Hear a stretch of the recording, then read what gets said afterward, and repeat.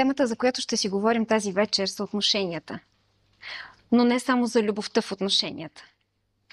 Ще си говорим също така и за липсата на любов в отношенията. И ще си говорим за това къде се губи тя, когато я няма. Когато мислих как да нарека тази лекция, избрах думата лабиринт като едно място, на което обикновено хората се изгубват. Макар че това не е било първоначалното предназначение на лабиринта. Лабиринта всъщност е едно място, което е било създадено специално, за да може да пази един звяр. Звярът, който е бил пазен в това пространство, е бил Минотавъра. Колко от вас са чували за Минотавъра? Минотавъра е един митичен звяр с тяло на човек и глава на бик.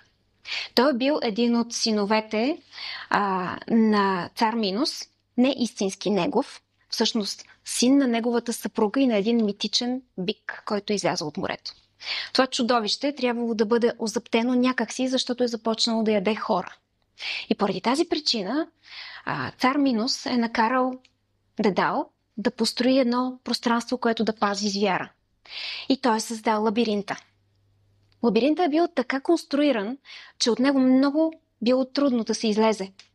Вътре е живеел този звяр и на него като жертвоприношение са му били давани млади момчета и момичета, за да се храни с тях.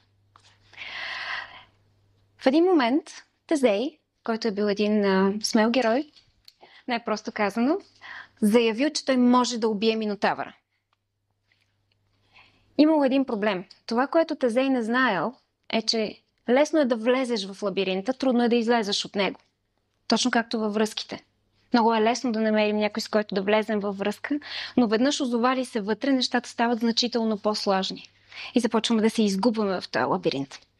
За късмет на Тезей, в него се влюбила една от дъщерите на цар Минос. Ариадна. И това, което тя направила за него, е, че му дала едно кълбенце с прежда.